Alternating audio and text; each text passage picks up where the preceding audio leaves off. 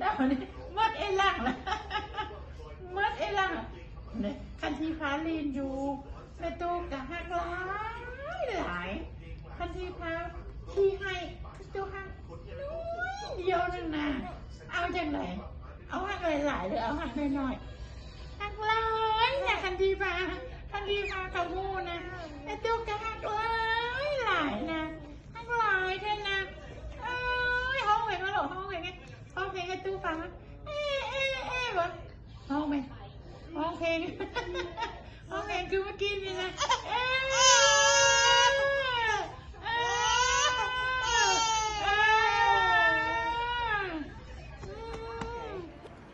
มาหานวดที่พาเป็นยังไงไปนั่นไหนหมักไอ้หว่าออกบ้านมาด้านนวดเลย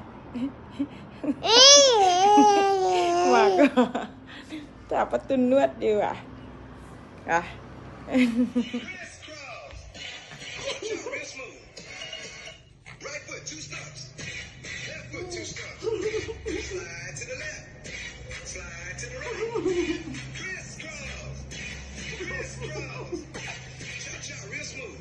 เอ้านี่มะม่วงเหรอวะใครชื่อหมวดดีนะ